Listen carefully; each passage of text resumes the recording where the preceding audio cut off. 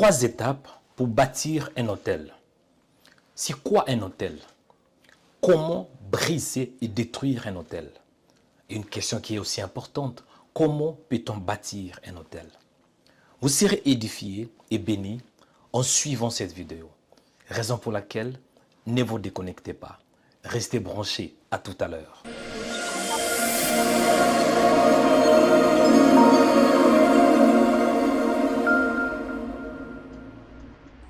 Shalom, que l'Éternel vous bénisse. Bienvenue dans cette émission, bienvenue dans cette nouvelle vidéo. Je crois que vous serez bénis. C'est Joël Onekanda. Quel privilège d'être au devant de vos écrans, peut-être vos portables, afin de parler de la part du Seigneur. Aujourd'hui, je vais parler de 3 étapes différentes pour bâtir un hôtel. Comment bâtir un hôtel?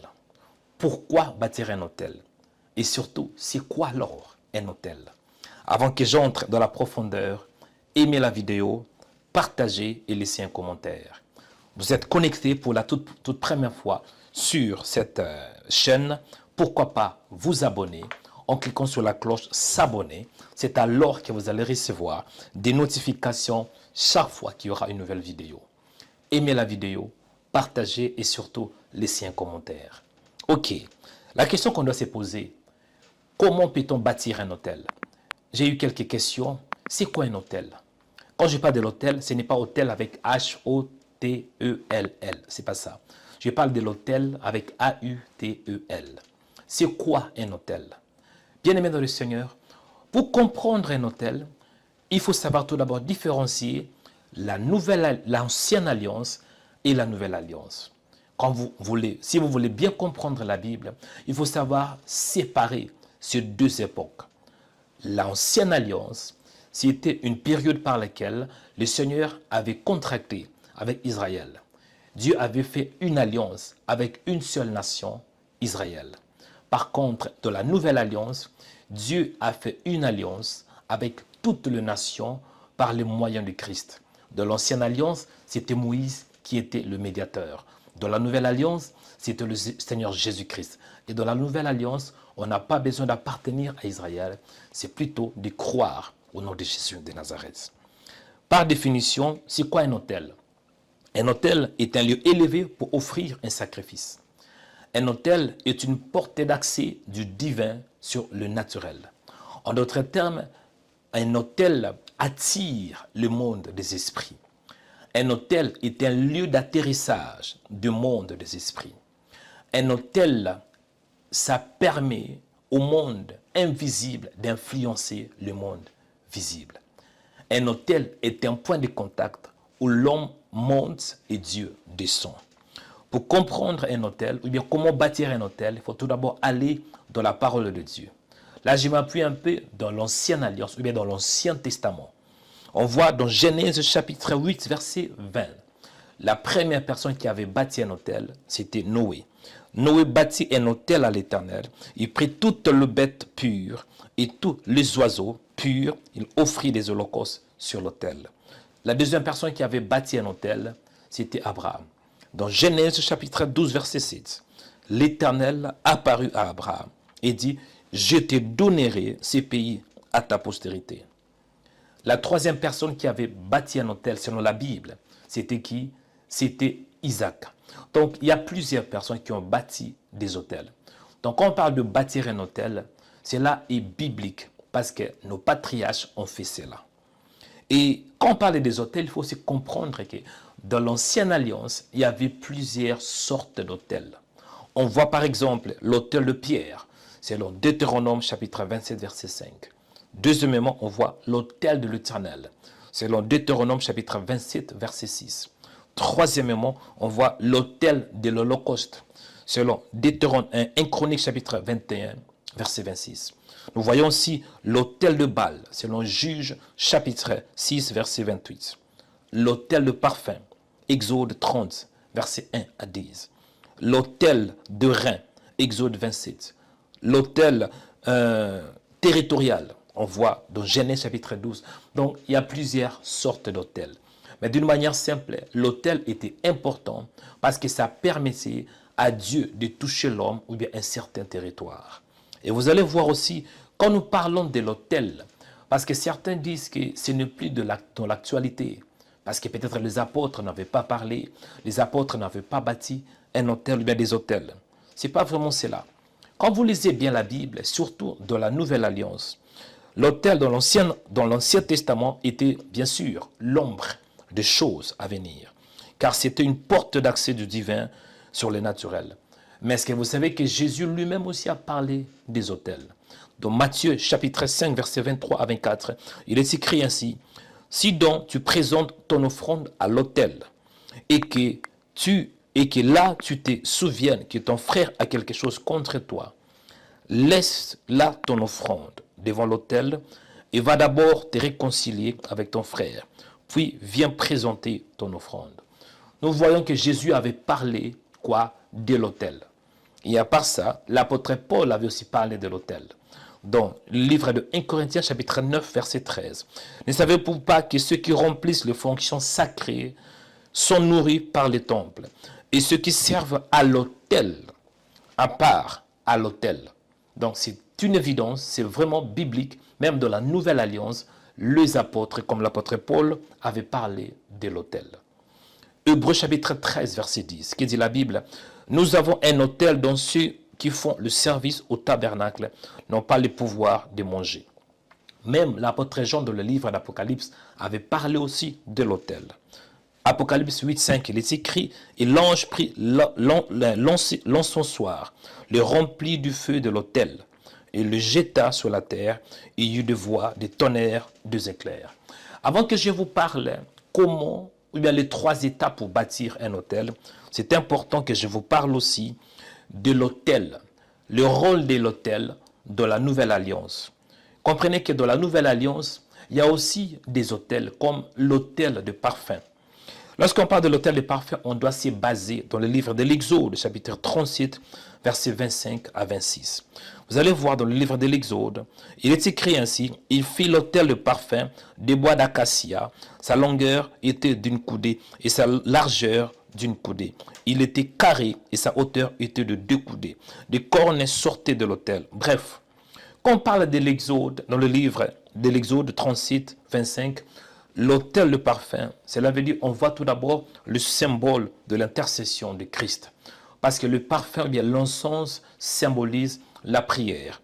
Et quand on parle de l'autel de parfum, parce que l'autel de parfum était composé de bois et de l'or. Or, quand on parle de bois, on voit la partie humaine de Jésus. Et lorsque nous parlons de l'or, nous voyons la partie divine de Christ. Le bois symbolise l'homme. L'or symbolise quoi? La divinité.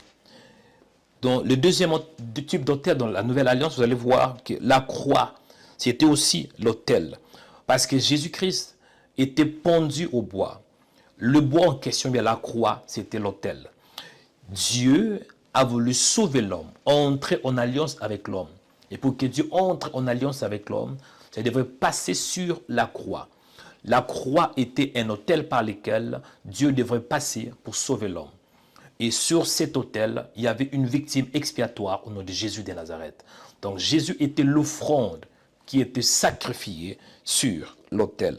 Galates chapitre 3 verset 13, il est écrit: « Christ nous a rachetés de la malédiction de la loi, étant devenu malédiction pour nous, car il est écrit: maudit est quiconque qui est pendu au bois. » Jésus était pendu au bois. Cela symbolise quoi? L'autel, ou bien l'offrande qui était sur l'autel. Amen. Et à part ça, nous pouvons aussi voir, lorsque nous parlons de la Nouvelle Alliance, l'homme en question est aussi le temple. Christ nous a permis d'avoir une plateforme dans le royaume des cieux, une place dans le royaume des cieux. Et nous devons aussi faire du sacrifice. Comme quoi, par exemple, notre corps ne nous appartient plus, mais c'est plutôt le temple du Saint-Esprit. Romains 12, 1, il est écrit: « Je vous exhorte, frères, par les compassions de Dieu, à offrir vos corps comme un sacrifice vivant. » Amen. La question que je me suis posée, c'est simple. Les 3 étapes, comment bâtir un autel? Premier point, dans la Nouvelle Alliance, parce que quand on dit bâtir un autel, on doit savoir dans quelle époque, dans quel temps, dans quelle alliance. Et là, je vous parle de bâtir un autel dans la Nouvelle Alliance. En d'autres termes, au temps de l'Église. Premier point, première étape pour que tu baptises un autel, tu dois croire en Jésus de Nazareth. On ne peut pas bâtir un autel en dehors de Jésus. Parce que Jésus est lui-même l'autel pour que toi, tu t'approches devant le trône du Seigneur. Aujourd'hui, nous sommes dans une nouvelle alliance et Christ est le médiateur de cette alliance. En croyant en Jésus-Christ, le royaume du Seigneur, le royaume des dieux, nous sera ouvert. En croyant en Jésus, nous aurons l'accès auprès du Père. Cela veut dire le nom de Jésus, c'est aussi l'autel qui nous permet de nous approcher devant le Saint d'Israël. Amen. Aujourd'hui, bien-aimés, si on peut détruire les autels, comprenez tout d'abord que c'est Jésus qui l'a fait. Il est écrit dans Colossiens 2,14. Il est écrit, il a effacé l'acte dans les ordonnances nous condamnés qui subsistaient contre nous. Il a détruit en les coulant à la croix. Amen. Il a dépouillé les dominations et les autorités. Il les a livrées publiquement en spectacle. Amen. Et deuxième point, vous devez aussi faire de sacrifices. Deuxième étape pour bâtir un autel, vous devez faire de sacrifices. La prière. Dans la prière, nous avons la prière de supplication, la prière de louange, la prière d'adoration ainsi qu'on sort. Donc, tu dois faire de sacrifices. La louange en soi, sacrifice. La prière est aussi un sacrifice. Amen. C'est très important qu'on puisse faire de sacrifices. Et lorsque nous parlons de sacrifices, comprenez aussi, il y a la louange, il y a l'adoration, il y a la supplication, la prière de supplication, mais aussi ce qu'on appelle l'offrande d'action de grâce selon Philippiens 4 et 6.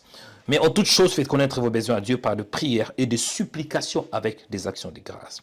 Cela veut dire, tu prends tes biens, ça peut être ton argent, ça peut être tes biens matériels ou bien quoi que ce soit, tu donnes à l'église ou bien tu donnes à un homme de Dieu. C'est ça l'offrande d'action de grâce. Il y a aussi ce qu'on appelle l'offrande pour les veuves, pour les pauvres, ainsi que pour les orphelins. C'est important, en tant qu'enfant de Dieu, que tu puisses faire des sacrifices pour des veuves, ainsi que pour des orphelins. Et un autre point, lorsqu'on fait des sacrifices, ton corps est aussi un sacrifice. Romains 12, 1, je vous exhorte, mon frère, par les compassions de Dieu, à offrir vos corps comme un sacrifice vivant, saint, ce qui sera un culte raisonnable. Amen. L'apôtre Paul parle aussi que nous sommes, notre corps est le temple du Saint-Esprit. Donc c'est très important que vous fassiez cela. Troisième et dernière étape, vous devez déclarer la parole de Dieu. Confesser la parole de Dieu. Déclarer et confesser la parole de Dieu. Josué chapitre 1 verset 8. Il est écrit que ce livre de la loi ne s'éloigne point de ta bouche. Méditez-le jour et nuit. Amen. Méditez-le jour et nuit, dit la Bible. Quand on dit méditer la parole de Dieu, cela veut dire déclarer, confesser la parole.